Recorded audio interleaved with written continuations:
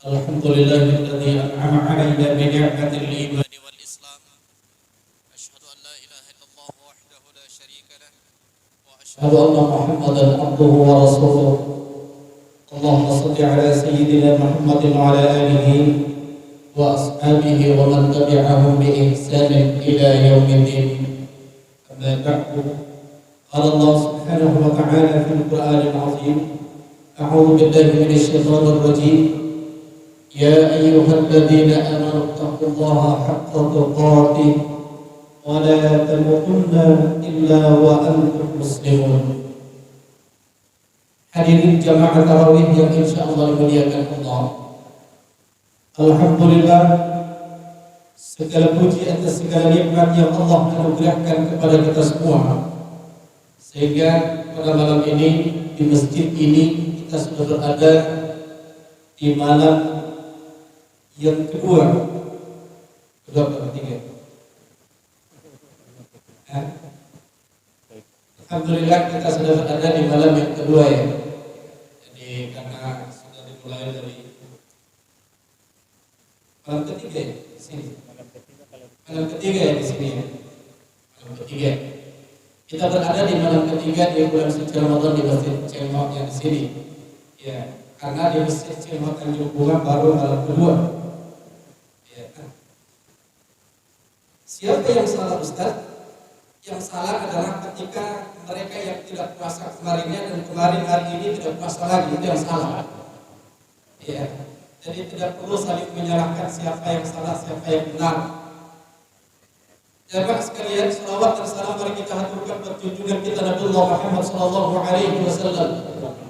Kata Nabi al-Bakhil alladzi man dzukirtu 'indahu falam yusalli 'alaihi. Orang yang paling pikir, kata Nabi, adalah orang yang ketika mendengar namaku disebut lantas tidak mau bersalawat. Karena itu sebagai bentuk kecintaan kita kepada Nabi, maka perbanyak salawat kepada beliau sallallahu alaihi wasallam. Semoga insyaallah nanti di akhirat kita mendapatkan syafaatnya. Amin ya rabbal alamin. Bapak-bapak dan ibu-ibu sekalian serta seluruh yang hadir, insyaallah saya akan membawakan ayat atau firman Allah dalam Quran surah Al-Baqarah ayat 186. Kalau diberikan judulnya adalah syarat terkabulnya sebuah doa. Kenapa tema ini penting untuk diangkat? Karena sekarang ini kita berada di bulan yang mulia, yaitu di bulan suci Ramadan. Dan salah satu kemuliaan bulan suci Ramadan Allah adalah Allah akan mengabulkan doa orang-orang yang berdoa kepadanya. Dan itu Allah sudah janji dalam Al-Quran, di mana Allah berfirman, A'udzu billahi minasyaitonir rajim. Wa idza sa'alaka 'ibadi 'anni fa inni qarib. Ujibu da'watad da'i idza da'an falyastajibu li wal yu'minu bi la'allahum yarshudun. Apabila hamba-hambaku bertanya kepada engkau Muhammad tentang saya, kata Allah, Inni qarib, saya dekat, kata Allah. Kemudian perhatikan, ujibu da'watad da'i idza da'an. Saya kabulkan doa orang-orang yang berdoa kepadaku. Ini janjinya Allah. Cuma baca sambungan ayatnya, ada syarat dan ketentuan berlaku. Apa syaratnya? Falyastajibu li wal yu'minu bi la'allahum yarshudun. Hendaklah mereka beristijabah kepada saya. Hendaklah mereka menjawab ketika saya perintahkan sesuatu. Kemudian yang kedua, hendaklah mereka beriman kepada saya, semoga mereka mendapatkan kebenaran. Jadi hadirin yang dimuliakan Allah, kalau kita melihat ayat ini, maka satu hal yang harus kita pahami bahwa Allah akan mengabulkan doa orang-orang yang berdoa kepadanya. Itu sudah janjinya Allah. Tapi mungkin di antara kita ada mengatakan, Ustaz, kenapa paling lama sekali aku berdoa kepada Allah, tapi kenapa doa saya tidak dikabulkan Allah? Jawabnya, boleh jadi ada yang kurang dari syarat yang Allah tetapkan. Boleh jadi kurang dari syarat yang Allah Subhanahu wa ta'ala tetapkan terkait dengan terkabulnya sebuah doa. Ada orang bilang, dalam aku berdoa tapi kenapa doa saya tidak dikabulkan Allah? Maka jawabnya begini, boleh jadi kesalahan itu ada pada diri kita. Itu tergantung dari sejauh mana istijabah kita kepada Allah Subhanahu wa taala. Saya beri contoh, ketika azan dikumandangkan, Allahu Akbar, Allahu Akbar.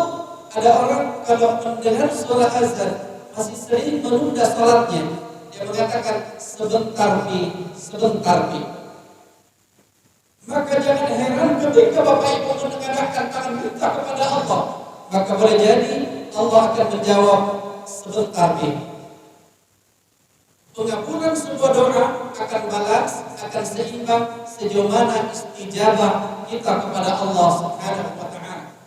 Semakin kita kuat dalam istijabah, maka pengabulan doa semakin cepat. Semakin utuh kita dalam menjalankan sebuah perintah Allah Subhanahu wa taala, maka semakin susah pengabulan sebuah doa. Baik hadirin yang dimuliakan Allah Subhanahu wa taala, kalau kita melihat sesungguhnya ketika doa kita mau dikabulkan Allah, kita belajar pertama dari surah Al-Fatihah, di mana Allah Subhanahu wa taala berfirman di pertengahan surah Al-Fatihah yang merupakan inti daripada surah Al-Fatihah. Kita punya komitmen, Iyyaka na'budu wa iyyaka nasta'in. Hanya kepadamu ya Allah sembah dan hanya kepadamu saya beristi'anah. Kalau kita melihat ayat ini, maka ketika doa kita mau dikabulkan Allah, pertama kita memurnikan ibadah kepada Allah Subhanahu wa taala. Kita hanya menyembah kepada Allah. Kemudian setelah itu baru minta kepada Allah. Jadi kalau mau doa kita dikabulkan Allah, dahulukan ta'abbud, kemudian isti'anah. Dahulukan ibadah, baru minta. Jangan dibalik. Ada orang panjang sekali doanya, semua mau minta, baru salatnya itu hanya 2 kali, hanya Idul Fitri sama Idul Adha. Bagaimana doanya bisa dikabulkan Allah? Jadi dahulukan ibadah, murnikan ibadah kepada Allah, baru minta hanya kepada Allah. Jangan minta kepada selain daripada Allah Subhanahu wa taala. Problematika terbesar yang dihadapi umat sekarang ini namanya kesyirikan. Banyak orang menggantungkan harapannya selain daripada Allah. Saya tanya Bapak Ibu, siapa yang menciptakan langit dan bumi? Sepakat Allah. Siapa yang menurunkan hujan dari langit? Allah. Siapa yang menghentikan hujan supaya berhenti hujan? Allah. Terus kenapa kita minta pawang hujan untuk menghentikan itu hujan? Apa dia mampu menghentikan hujan? Ternyata Allah permalukan ya. Dia minta supaya hujan yang berhenti. Ternyata hujannya semakin deras. Nah ini problem terbesar yang kita hadapi. Dan ini bukan hanya menimpa bagi orang-orang awam, tapi ini sudah menimpa pada para kalangan orang yang berpendidikan, jemaah sekalian. Dan saya ingin sampaikan, yang bertanggung jawab penuh adalah mereka yang mengambil pawang hujan itu. Itu yang bertanggung jawab di hadapan Allah Subhanahu wa taala. Kenapa tidak minta ulama kita? Kenapa tidak minta kiai kita untuk berdoa kepada Allah Subhanahu wa taala? Ada lagi yang meyakini adanya tanah-tanah tertentu kemudian dikumpulkan karena itu diyakini sebagai tanah-tanah keramat misalnya. Ini problem. Kenapa tidak minta guru-guru kita? Kenapa tidak minta kiai-kiai kita? Kenapa kita tidak minta ulama-ulama kita berdoa kepada Allah Subhanahu wa taala? Berarti kita lagi mengalami krisis akidah, jemaah sekalian. Maka yang pertama harus kita lakukan adalah bagaimana ibadah kita kepada Allah Subhanahu wa taala, kemudian setelah itu isti'anah kita kepada Allah. Apapun keinginan kita, apapun hajat kita, minta kepada Allah Subhanahu wa taala, karena Allah lah yang Maha mengabulkan permohonan. Allah yang menciptakan langit dan bumi serta seluruh isinya. Kenapa mau berpaling dari Allah Subhanahu wa taala? Ini syarat pertama pengabulan sebuah doa. Yang kedua, ketika kita berdoa kepada Allah Subhanahu wa taala, syaratnya adalah harus sabar. Sabar. Karena ada orang ketika berdoa kepada Allah tidak sabar. Ya Allah berikan saya rezeki, Allah saya pengen mobil tapi kasih ke dalam minggu ini. Berdoa apa maksa? Maksa. Saya beri sebuah ilustrasi jemaah sekalian. Kalau ada di antara Bapak Ibu sudah merasa doanya merasa lama berdoa tapi doanya tidak dikabulkan Allah, saya yakin dan percaya Allah ingin memberikan yang lebih indah, lebih baik daripada apa yang kita minta. Saya beri ilustrasi sederhana. Dulu sebelum reklamasi Pantai Losari terkenal sebagai warung terpanjang di dunia. Biasanya tempat kita makan di pinggir pantai. Pada saat kita lagi makan, tiba-tiba datang pengamen. Tapi maaf, pengamennya begitu datang, pengamennya dari sisi penampilannya tidak meyakinkan. Pokoknya asal-asalan. Begitu datang, tidak ada pengantar, langsung menyanyi. Begitu nyanyi, nyanyinya jelek. Apa yang kita lakukan? Biasanya yang kita lakukan adalah langsung mengeluarkan uang Rp1.000 atau Rp2.000 untuk diberikan kepada pengamen tersebut. Pesannya, berhenti mampu menyanyi. Itu pesan itu. Jadi kalau cepat dikasih pengamen itu berarti itu pesan buat pengamen, berhenti mampu menyanyi. Ini uang. Dan biasanya kalau sudah dikasih memang dia akan pindah ke tempat lain. Tapi coba bayangkan jemaah sekalian, ketika datang pengamen yang kedua, penampilannya rapi lah. Kemudian begitu datang dia menyapa. Biasanya kan kalau di pantai selamat malam Pak, sambil menikmati makan malam Bapak Ibu sekalian, izinkan saya membawakan sebuah lagu. Begitu dia nyanyi, ternyata lagunya indah, suaranya bagus. Kita akan makan sambil menikmati lagu atau nyanyian daripada sang pengamen ini. Tak terasa selesai satu lagu. Karena kita menikmati suaranya yang begitu indah dan merdu, biasanya kita akan minta lagi supaya ditambahkan nyanyiannya atau lagunya. Dan apa yang terjadi? Begitu selesai menyanyi biasanya, karena kita senang dengan nyanyiannya, maka kita keluarkan uang Rp10.000. Jadi ketika kita mohon kepada Allah Subhanahu wa Ta'ala, kemudian Allah tidak langsung memberikan kepada kita apa yang kita minta, maka sesungguhnya boleh jadi Allah memberikan yang lebih baik daripada apa yang kita minta. Maka disinilah dibutuhkan sebuah kesabaran. Makanya berhati-hatilah terhadap orang lain, tetangga kita, teman kita. Biasa ditanya, Ustaz, ada temanku, ada tetanggaku malas tompes sembahyang, itu pada mau puasa, tapi ternyata begitu dia minta langsung dikabulkan Allah. Hati-hati, ada namanya istidraj. Istidraj itu adalah pemberian kepada orang yang dengan pemberian itu justru mereka semakin jauh dari Allah Subhanahu wa Ta'ala. Dikasih bukannya semakin dekat kepada Allah, tapi semakin jauh dari Allah. Dia diberikan di dunia, tapi bagi dia di akhirat sama sekali tidak ada hadirin yang mulia. Maka inilah pentingnya bagi kita bagaimana kita bersabar dalam sebuah doa. Yang ketiga, ketika kita berdoa kepada Allah Subhanahu wa Ta'ala, pahami Allah akan memberikan apa yang menjadi kebutuhan kita, bukan apa yang menjadi keinginan kita. Dan Allah lebih tahu apa yang menjadi kebutuhan kita daripada diri kita sendiri. Allah lebih tahu apa yang menjadi kebutuhan kita daripada diri kita sendiri.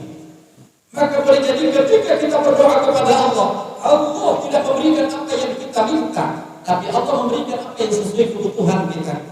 Maka ketika berpikir tentang nikmat Allah, berpikirlah secara universal. Banyak orang tidak pandai mensyukuri nikmatnya Allah karena selalu yang dia bayangkan adalah apa yang diminta kepada Allah itu mesti yang datang. Padahal boleh jadi Allah sudah berikan dalam bentuk yang lain. Ada orang Allah berikan, ya Allah berikan saya harta, berikan saya jabatan. Allah tidak berikan jabatan itu. Kenapa? Allah tahu bukan itu yang kita butuhkan jemaah sekalian. Kita butuhkan yang lain dan Allah lebih tahu itu. Dan boleh jadi Allah sudah berikan itu. Makanya Allah menyindir kita dalam Al-Quran, wa qalilun min ibadiyasy syakur. Sedikit sekali di antara hamba-hambaku yang bersyukur. Kenapa sedikit yang bersyukur? Karena selalu yang ada dalam benak mereka adalah apa yang dia minta mesti yang datang. Karena itu hadirin yang dimuliakan Allah Subhanahu wa Ta'ala, maka ketika kita berpikir tentang pengabulan sebuah doa, maka Allah akan memberikan apa yang menjadi kebutuhan kita, bukan apa yang menjadi keinginan kita. Hadirin yang dimuliakan Allah Subhanahu wa taala, oleh karena itu mudah-mudahan bulan suci Ramadan ini mendatangkan sebuah keberkahan buat kita semua, mengijabah doa-doa kita. Tapi tentu saja harapan kita adalah istiqamah. Istiqamah. Kenapa? Karena awal-awal Ramadan biasanya banyak memang yang semangat dalam ibadah kepada Allah, semangat dalam berdoa, semangat dalam beribadah, semangat dalam tilawatil Quran. Tapi kadang-kadang di pertengahan Ramadan sudah mulai banyak yang berguguran, apalagi sepertiga akhir Ramadan. Padahal kalau kita mau melihat, kita fokus pada dua hadiah yang Allah janjikan. Pertama adalah Lailatul Qadar, yaitu lebih baik daripada 1000 bulan. Dan yang kedua adalah meraih sebuah ketakwaan kepada Allah. Dan ini takwa menjadi solusi terhadap problematika seluruh kehidupan manusia. Jadi kalau mau negeri ini baik, kuncinya bertakwa, pemimpinnya bertakwa, penegak keadilannya bertakwa, hakim, jaksa, polisi, semua bertakwa kepada Allah, para ulama-nya bertakwa kepada Allah, rakyatnya bertakwa kepada Allah.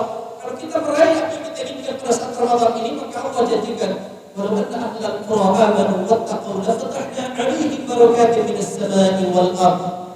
Allah turunkan berkah dari langit dan dikeluarkan dari perut bumi.